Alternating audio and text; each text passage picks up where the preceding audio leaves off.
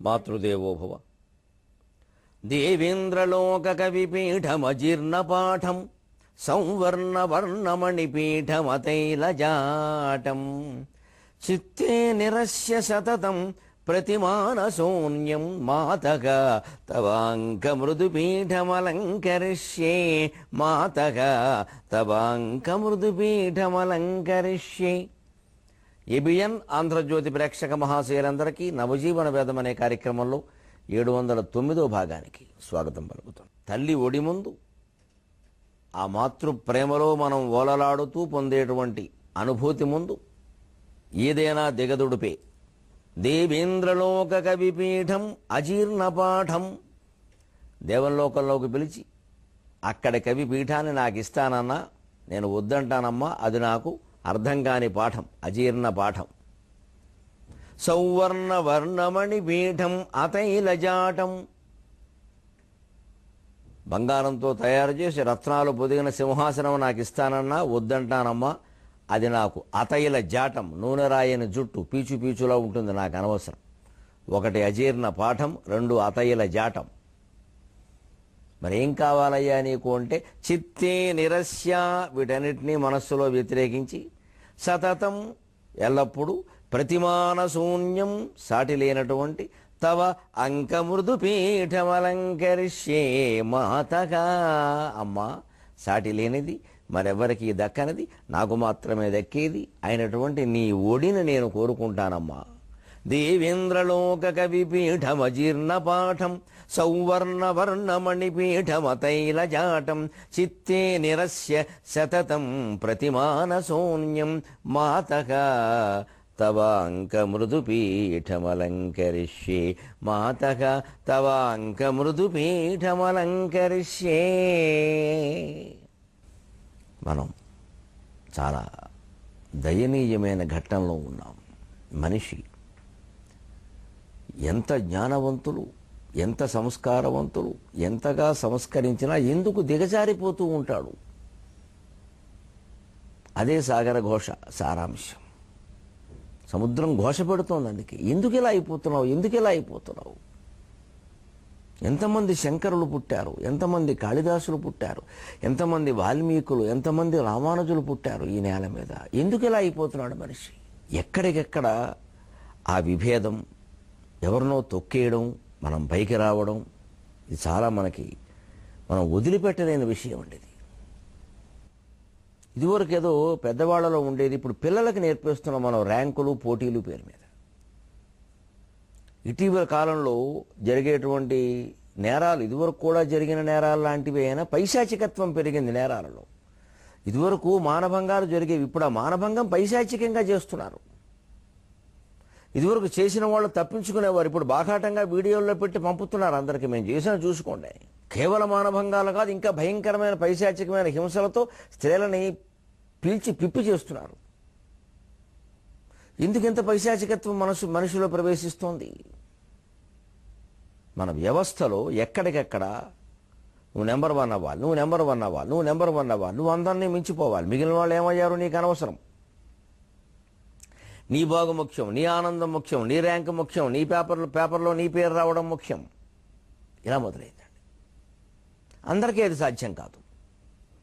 కాబట్టి కొందరు ఆ పేపర్లో పేరు రావడమే వేరే రకంగా రావడానికి పాటుపడతారు.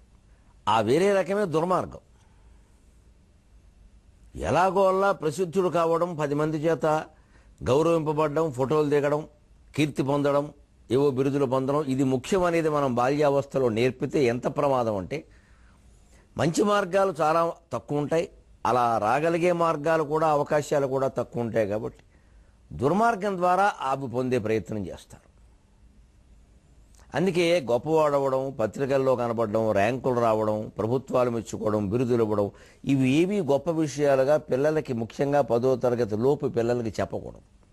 కేవలం త్యాగభావం, సేవాభావం, అసలు 10 మందితో కలిసి తినడం, కలిసి కూర్చోవడం, కలిసి మాట్లాడడం, ఏ భేదాలు లేకుండా అందరితోనూ కలిసి ఉండడం, చివరికి తెలివైనవాడు, తెలివి తక్కువవాడు, బాగా చదివేవాడు, బాగా చదవనివాడు అనే భేదం కూడా లేకుండా అందుకే పిల్లలు ఒకవేళ బాగా చదవని వాళ్ళతో స్నేహం చేస్తున్నా కాదని అనకూడదు. ఆ చదవని వాడిలో వేరే గుణాలు ఏవో ఉంటాయి. చదువు ఒక్కటే గుణం కాదుగా. వీళ్ళ చదివిన వాళ్ళే ఎన్ని మోసాలు చేస్తున్నారో చూస్తున్నాం.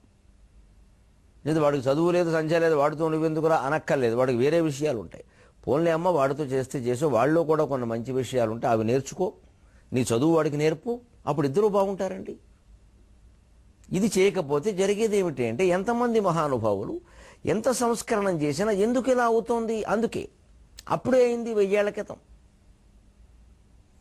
సగుణారాధన చేయుటెంత సులువో, సాకార భేదంబులం తగవుల్బెట్టుట అంతకంటే సులువో.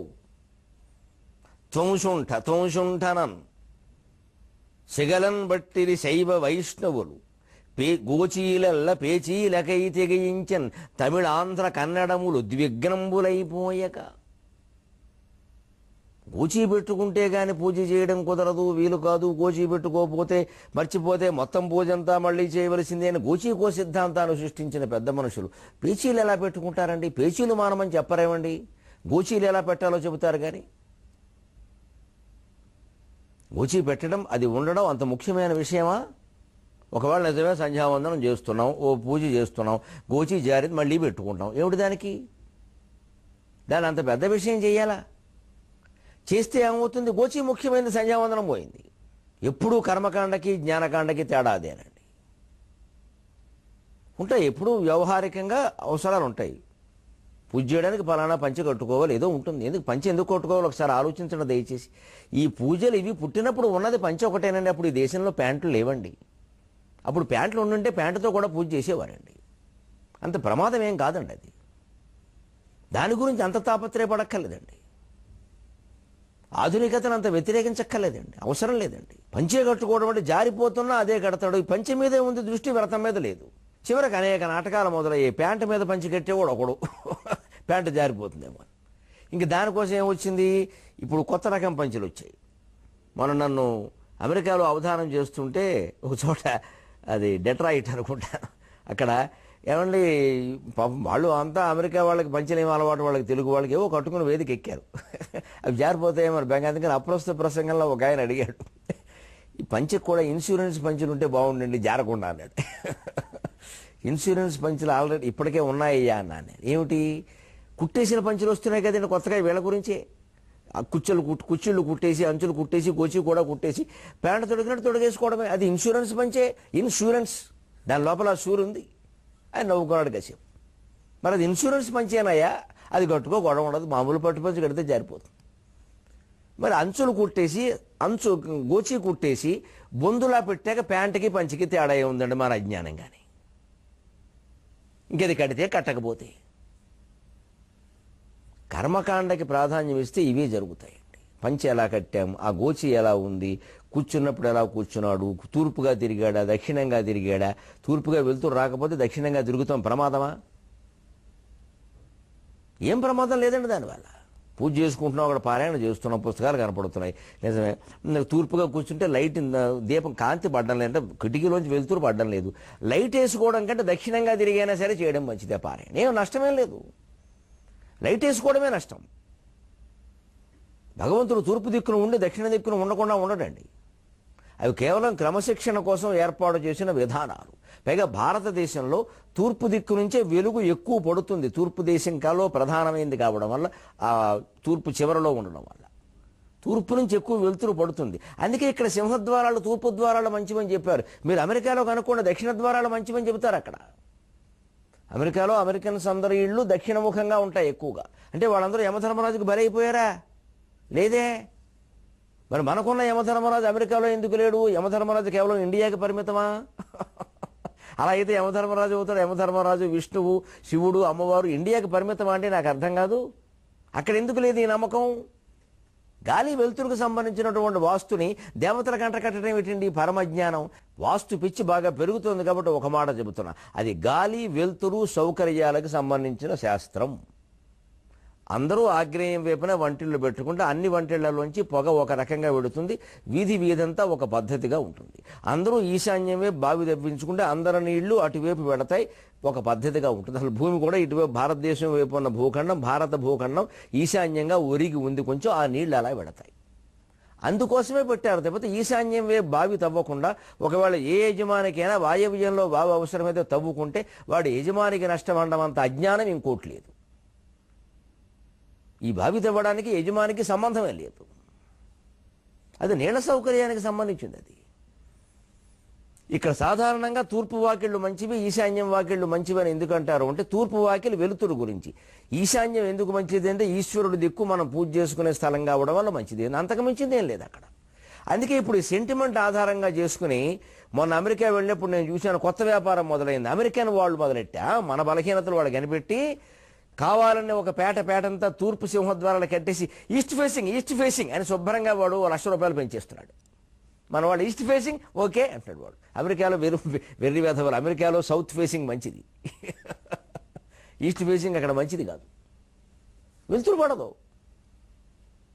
ఇండియన్స్కి ఈస్ట్ ఫేసింగ్ అనే నమ్మకం ఉందని తెలుసును కాబట్టి వాడు శుభ్రంగా కట్టేసి ఇంకో 2 లక్షలు ఎక్కువ పెట్టి ఈస్ట్ ఫేసింగ్ మీకోసమే కట్టామంటాడు వాడు. ఎంత అజ్ఞానం ప్రసరిస్తోందండి ఆధునిక కాలంలో, విచక్షణ లేకపోవడం వల్ల. అందుకే కవి ఇక్కడ స్పష్టంగా చెబుతున్నాడు, ఆ విచక్షణ లేకపోతే పిచ్చి మతాలు బయలుదేరతాయి. అదే జరిగింది. తమిళనాడు నుంచి వచ్చింది వీరవైష్ణవం. వాళ్ళు వీరత్వాన్ని నెత్తికెత్తుకున్నారు.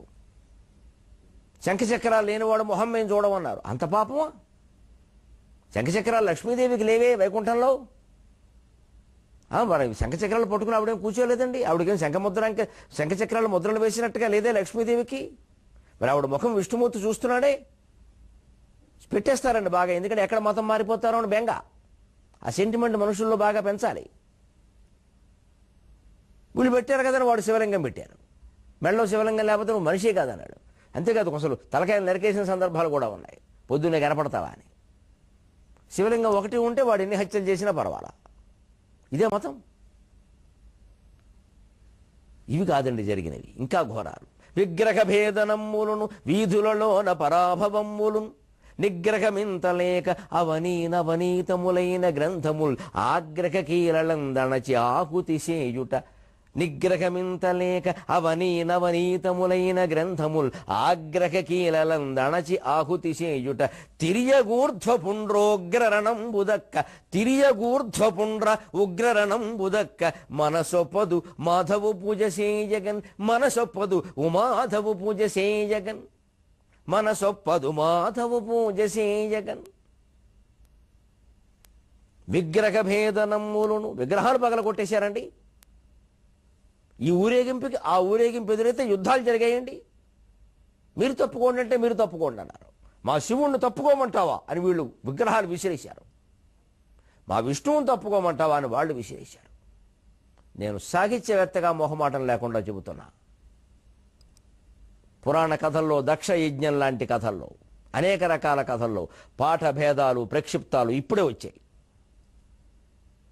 నిజానికి దక్ష యజ్ఞానికి విష్ణువు రాలేదు, భాగవతంలో ఉంది ఆ విషయం. కానీ విష్ణువు వచ్చినట్టు, వీరభద్రుడు విష్ణువుని చెతగొట్టినట్టు, గరుత్మంతుడిని చెతగొట్టినట్టు నన్నచూరుడు కుమార సంభవంలో రాశాడు. వీరభద్ర విజయంలో ఇంకాస్త రాశారు. ఎందుకు వచ్చాయండి? మీ విష్ణువు రావాలి, మా శివుడి చేతుల్లో కాదు శివుడు భటుడు చేతుల్లో కూడా ఓడిపోవాలి. ఇది శైవుల అహంకారం, శివుడు అహంకారం కాదు. ఆలోచింతుముగాక. ఇలాగే వారు శివుణ్ణి విష్ణువుకు బానిసం చేశారు. అనేక రకాల కథలు పుట్టించారు. ఇంకొంచెం ముందుకెళ్ళింది వ్యవహారం. వీరు గుణనిధి కథ పుట్టించారు. అబ్బా, ఎన్ని మహాపాపాలు చేసిన బ్రాహ్మణ కులంలో పుట్టి తల్లిదండ్రులను ఏడిపించుకు తిని, భార్యని ఏడిపించుకుని తిని, తప్ప తాగి తందనాలాడి జోదమాడి తల్లి నగలన్నీ తాకట్టు పెట్టి ఇంత చేస్తే శివరాత్రి నాడు దీపం పెట్టగానే మోక్షం వచ్చింది. బా, వెంటనే వైష్ణవులు ఎదిరిపడ్డారు. అమ్మ బాబోయ్, ఇంత సులువుగా విధానాలు ఉంటే అందరూ శైవంలోకి వెళ్ళిపోతారేమో అని వారు నిగమశర్మ కథ పెట్టారు. వాడికి వ్యభిచారం కూడా ఉంది. ఈ అలవాట్లతో పాటు ఇంకాస్త గ్రేడ్ ఎక్కువ అనమాట. అంటే ఇంకా మహాపాపాత్ముని మా విష్ణువు కాపాడాడు కాబట్టి మాది ఇంకా గొప్ప మతం, మీరు అందరూ వచ్చేయండి, అవకాశాలు ఎక్కువ. ఇవి చూడండి, సరిగ్గా ప్రజాకర్షక పథకాల పేరు మీద పార్టీలన్నీ ప్రజల్ని లాగడానికి దీనికి తేడా ఉందా? సరిగ్గా 11వ శతాబ్దం నుంచి 15 వరకు జరిగింది ఇదే.